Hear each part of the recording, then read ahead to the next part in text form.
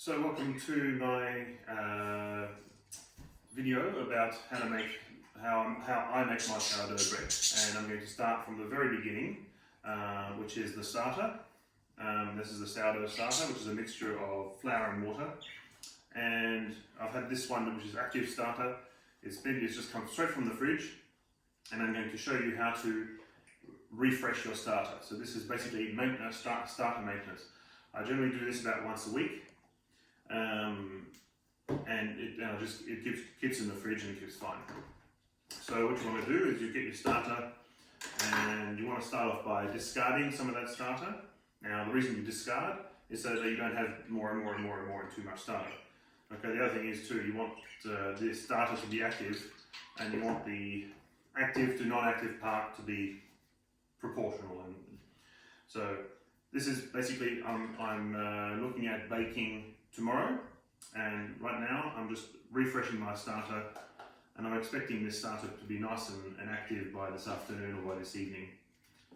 So I've discarded some, left a little bit in there, and now I'm going to replenish that with fresh flour and water. So as you can see, I don't have any specific measurements here. However, the flour component is 50 grams and the water component is 50 grams. So I'll put the water in first. I've measured this using a scale, and starter in after, the flour in afterwards. And what I do then is just give it a good mix. Make sure that the flour and water is nice and mixed together. So if you're going to come in for a close up and have a look at that.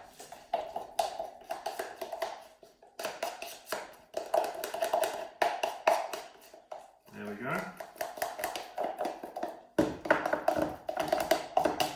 So make sure I don't leave any dry flour behind, and it's all mixed in together quite well. What you can do then is just get some elastic band and just put it to where the level is, and you'll see that it'll actually double in size. So we'll just leave that at room temperature now, off to the side, and it'll be ready to make our leaven shortly later this year. Okay, so welcome back. It's been a few hours now since we've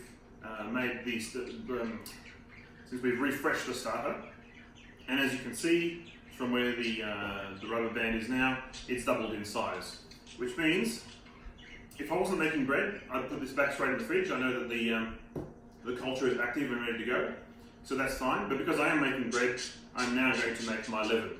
Now, if I was just to make one loaf, this would be ready to use now. Okay, it's just doubled in size now. This is what I would use for one loaf. But I'm not going to make one loaf, I'm going to make 4 loaves at once. So I'm going to essentially need a bigger batch of starter, which is then called the leaven. So I've measured what is now 300 grams of flour and 300 grams of water, and I've put an appropriate size container for that. Now I'll usually put the water first. That avoids, and I usually do that because I don't want any dry bits of flour to be stuck to the bottom and not get mixed up properly. So I'll usually put the water first. You usually want to reserve a little bit of flour, but I actually do that later on. But you can do that now as well. But I typically just add the entire starter in, because it's all going to become one big batch of starter anyway. And I don't want to waste any. I don't want to discard. I don't want to throw away any more than I need to. So I just use it all up and dissolve it in the water a bit. And then I'll add my flour. So once again, 300 grams of flour, 300 grams of water, and whatever active starter I had ready to go. Now the time it takes for the starter to get active, to get fully active, really depends on a number of factors, not least of which is the amount that you make, the type of flour that you use has an effect, and the temperature. So it's quite warm at the moment. So this only took a few hours to get active again. In the winter months, this will take all night. In the summer months, it takes, I think by 3 a.m. it'll be ready to go, which is a little bit too early for me. I don't want to start making bread at 3 a.m. on a Sunday. So what I'll end up doing is I've got a cool storage area, which is actually a wine fridge that I've converted, and I'll put this in the wine fridge, which is not as cold as a standard fridge. It'll be like 14 degrees, 12 degrees, something like that, and hopefully that'll slow it down. And by tomorrow morning, when I choose to get up, it'll actually have doubled in size and be ready to go. If you leave it too long, obviously. So come in for a close-up, and you can see what it looks like. All mushed up in there, nice and mixed. Okay.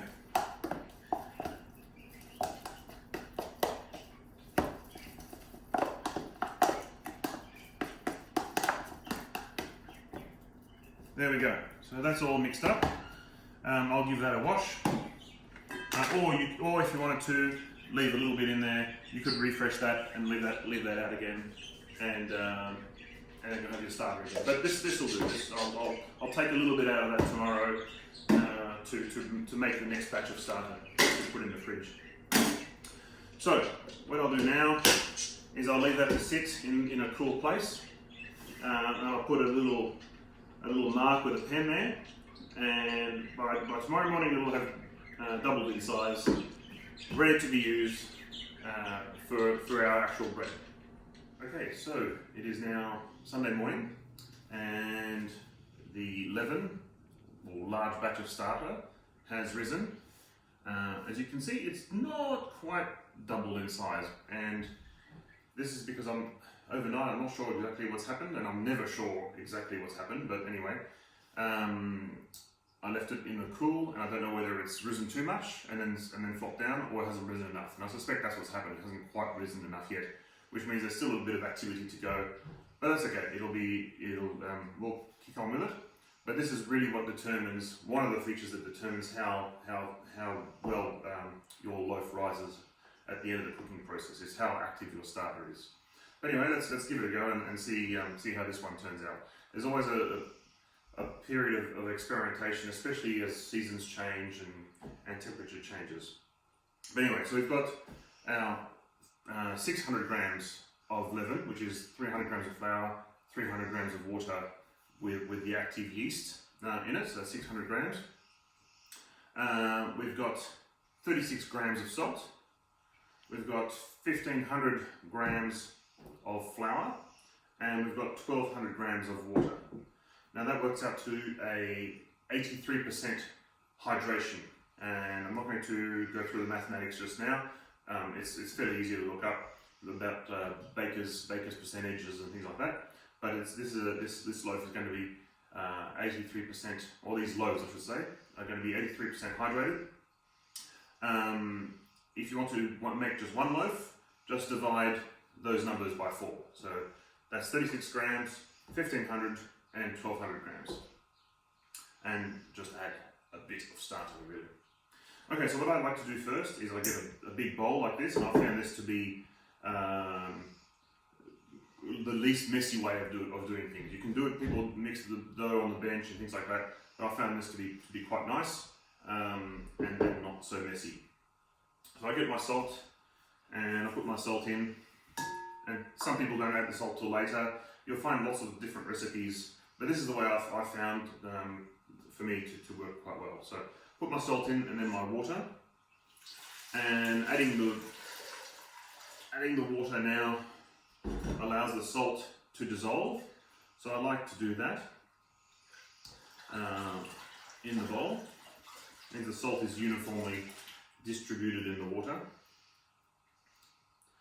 And for the same reason, I like to put my leaven in.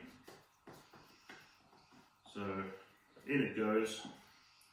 Now, if you remember, I'm going to keep some of that aside. I'm not going to put it all in. I'm going to leave a little bit aside, and I'm going to put that in the fridge, ready to use for next time. So a bit. So I'll just incorporate come in for a close-up. incorporate the leaven in the water. Okay, and then I can add my flour. Now the flour I'm using is a high protein flour. You can see the bag over there. I've got my high protein flour, 25 kilo bag that I've got from my local miller.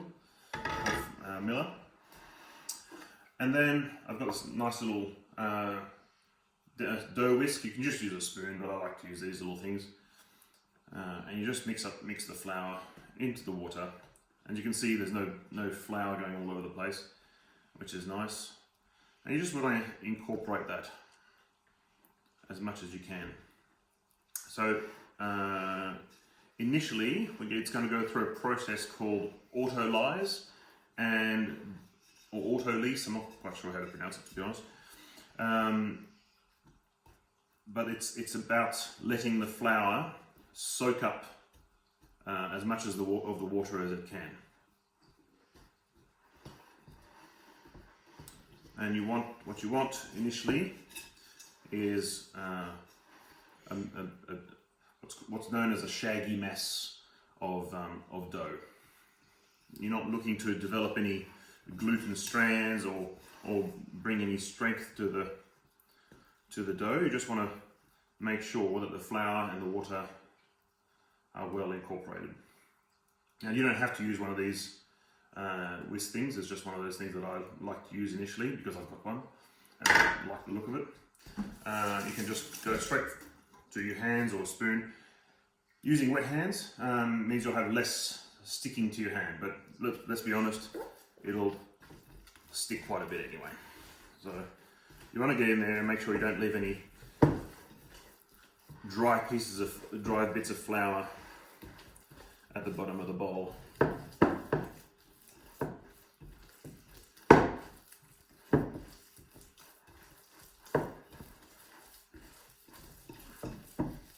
And again, nice homogenized mixture.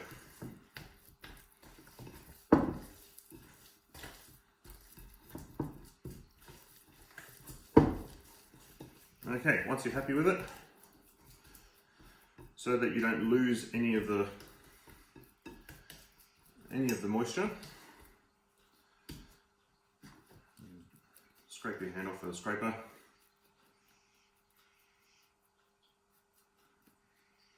There we go. It gets better as it goes, trust me. Usually cover it up with the lid. And I'll leave it like that for 40 minutes, an hour. Yeah, it's up to an hour really is as much as I leave it. It's not. Don't be so strict. Leave yourself a bit of relaxation. It's not that critical. So yeah, we'll see you in about 40 minutes or so. Okay, well, it's been an hour since we've mixed the dough, and you can see it's 10 o'clock there. So let's have a look at what we've got. Come in for a close-up. And we've got this nice sloppy mess there. So what you want to do is just with a wet hand, just wet your hand so that the dough doesn't stick to it too much. And you just want to basically just pick it up and flop it down. And you can see already, it's just after that 1 hour, it's already starting to look more like a dough. And what you want to do is just do this like this, just pick it up, push it down, pick up, push down. And I typically try and do that initially until my arm gets tired, which is not very long, or until the dough really looks like it's stiffened up.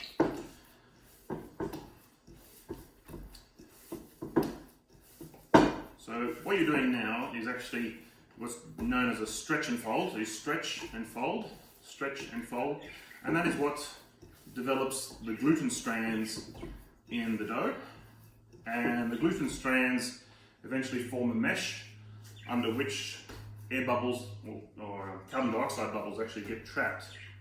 And that is actually what causes the bread to rise in the oven. So typically the more gluten is developed in the dough, the better chance your dough has to rise. It's not guaranteed, however. So there we go. So that's that, and I'll just leave it for another. Initially, I try to do it more often. Let's say every half an hour for the next 2 or 3 times, and then I progress that out to every hour or so. And the end point that I'm looking for is really a doubling in size of the dough that I've got there. So we'll leave that for now, and we'll come back in half an hour or so and see what it looks like. Okay, so it is now 10:30, so it's been half an hour, and what the dough has a chance to do, and this is a pattern that you'll see, is relax. So it's back to being a fairly loose mess, but the dough has relaxed, and now we're going to stretch and fold and stiffen it up again. So once again, wet hand, and just picking up the dough and slapping it down. You can see that it's already becomes more smooth as it goes along, and after the first mix you really don't need to do it that much. I typically do a full 360 of picking up the dough, just turn the bowl over in a full 360, and then once I've done that I just cover it up again, and I'll see it again in half an hour, 45 minutes. Okay, so it's been an hour since our first stretch and fold, and what I would like you to come in for a close up, what I would like you to see there and take notice of as the day goes on is the amount of rise that has occurred, and also the elasticity of the dough. So I'm going to just cycle through these next transitions fairly quickly without too much talking, but just keep an eye on the level of the dough which it's at, and the elasticity and the smoothness, the appearance of the dough as we go.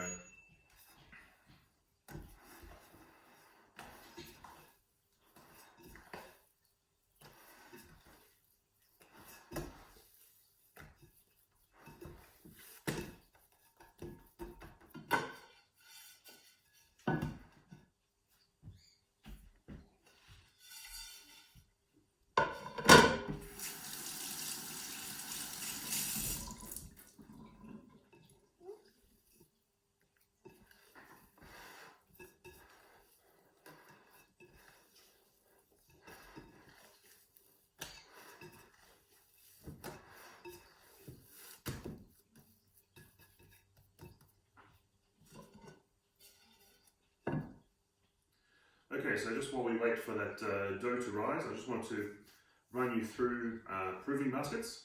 So this is obviously what will determine the shape of the actual loaf, and I've got a few here, and I'm making 4 loaves, so I'll be using my 4 proving baskets. They're made out of rattan, which is a kind of a cane material. And there's 2 ways of doing it really. You can either dust the basket with some flour. I actually use rice flour, and just put the dough straight in here, or which is what I've started doing a bit more, is just using a cloth and then dusting the cloth and putting the dough in the cloth. And so one of the benefits of not using a cloth is you get these little pretty marks on the actual dough that become a bit more pronounced. But if you're baking a high hydration dough, which ours is 83% hydration, so anything above 70% hydration typically, and if it's not well floured, there is a risk of the dough sticking to the bowl, and when you flip it upside down, it's a bit of a bugger to get it out. So because I've had a few issues with that in the past, and because I tend to go for more high hydration doughs, I tend to use a cloth, which works really well for me. It's not necessarily as pretty, but it gives me a good result. If you don't have one of these to begin with, I started out with just a bowl, and doing that does essentially the same thing. The dough may not rise quite as well because of the material. This is cold and all the rest of it. But you can certainly put a cloth in there and dust it and put your dough in there. Let the dough take its shape. But I'll show you also what I'll do now is I'll show you how I do one of these and then I'll do the rest. So we have our basket that's been lined with just a soft cloth, and I just take some rice flour, and you can just do that by hand I like little gadgets. So I just sieve that in there and do a fairly even sieve like that to line that particular basket with rice flour. Rice flour doesn't tend to stick. You can use normal flour, but rice flour gives certainly a better outcome. And then you just set it off to the side. Once your dough is shaped, as you'll see later on, you'll then pop that in the basket. Okay, so here we are, and looking at that dough, it's risen almost to the top, and it's and it's quite bubbly and full of air, and we don't want to lose that as much as possible. So what we're going to do now is take the dough out of the bowl and do what's called a pre-shape.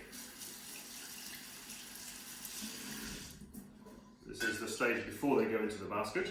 It doesn't take long. So I'm just going to really gently take that out of the bowl, like that, and there we go. Now I've got a little dough scraper, which I'm going to use to divide it into 4.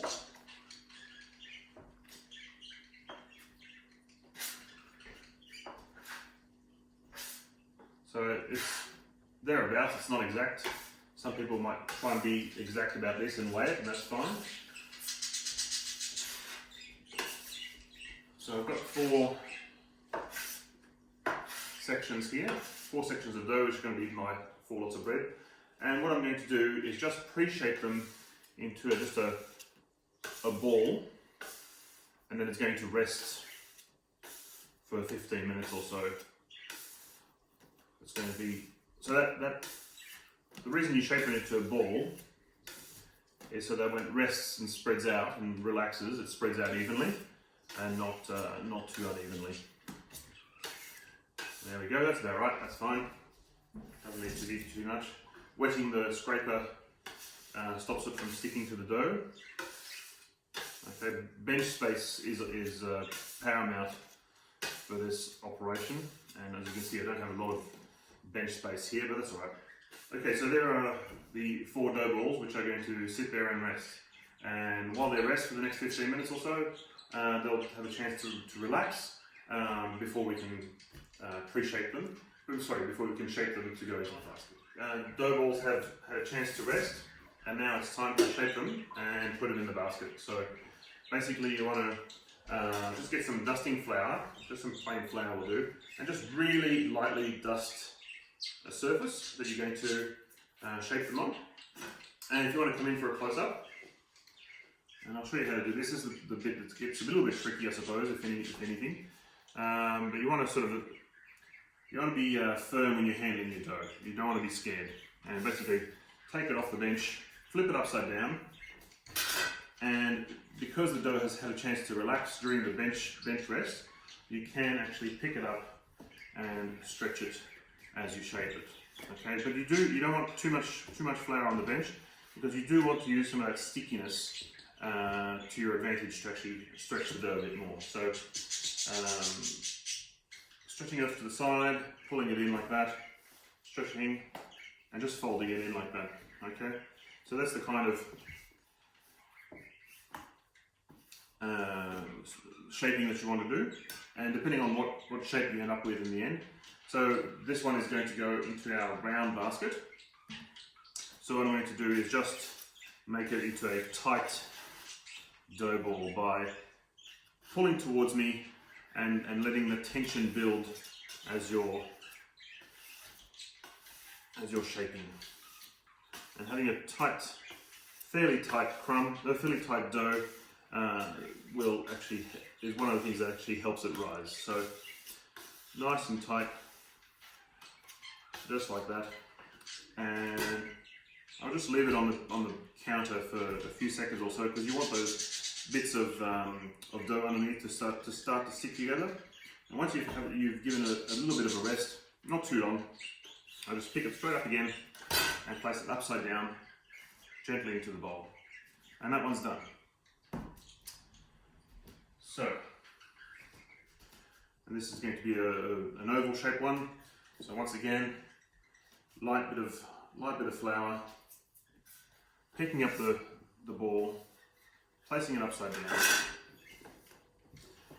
and giving it a stretch on both sides, giving it a stretch there, flipping it over, and stretch and flip, just like that. There we go. You tuck the ends in, you can bust any big bubbles of air that you see, and then just using your scraper to tighten up that surface. Okay, it takes a little bit of practice, but you get the hang of it, don't be afraid. There we go. And in it goes, just like that. I'll show you another one. A little bit of dusting flour, upside down. Once again, stretching the side, stretching the side. You don't need to do too much.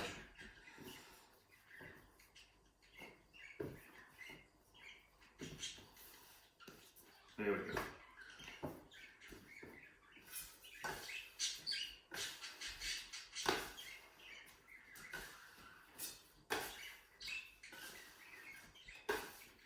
Okay, just until you're happy with it. And in it goes, nice and gentle. Alright, and that's how you shape the dough. What we have now is our 4 loaves in baskets, just like I showed you. And I'm going to cook 2 of them now, and I'm going to bake 2 of them now, and I'll bake 2 of them tomorrow.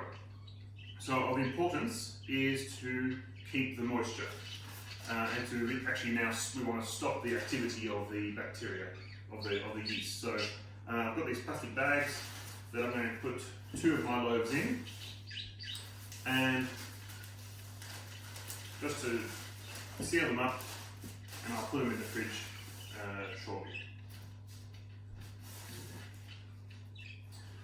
And I'm going to bake these 2 now. So I'll just cover them up with a tea towel, just again to keep the moisture.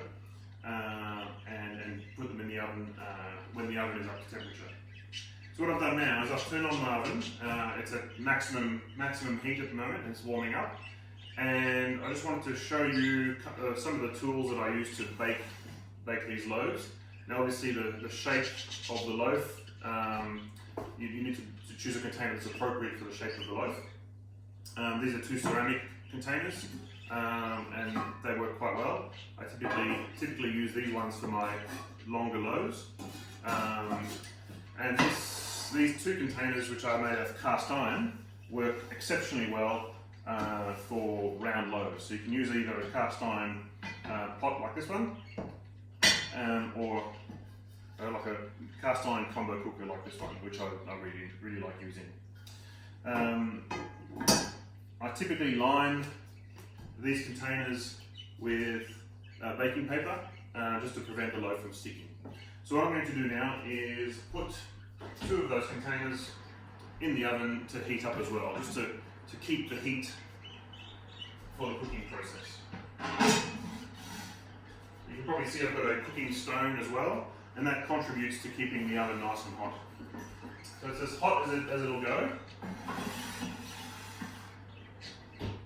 And I'm allowing a good 45 minutes to an hour for that oven to become really hot and to stay hot before I put these loaves in. Okay, so the oven is up to temperature and we're ready to bake our loaves.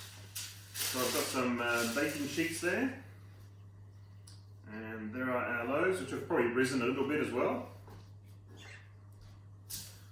So let's start off with the round loaf. And I like to take a little bit of care when flipping these over.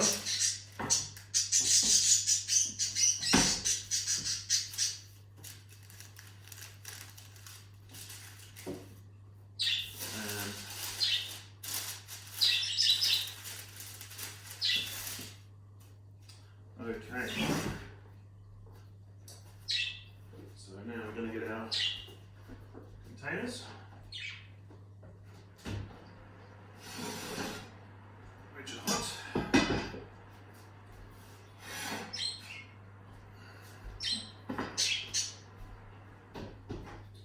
And put it somewhere. Alright. So this one we have to be careful. And obviously have some very hot containers there to work with. So as you can see, it's not such a hassle. It doesn't get stuck when using the tea towel. And now we want to slash our loaves, and that allows the when the loaf rises in the oven, it'll give it a place to expand. So you've got to be fairly decisive when slashing, and do it with something very, very sharp, like a razor blade. Okay. Slide it in there.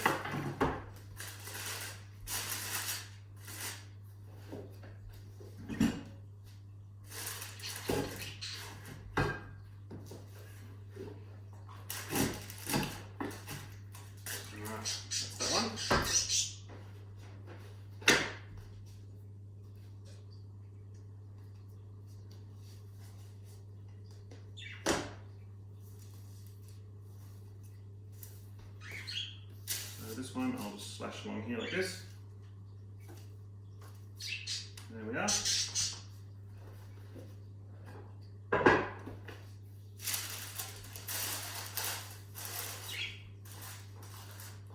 And it's all been fairly methodical and scientific up to this point. And now it's up to the gods.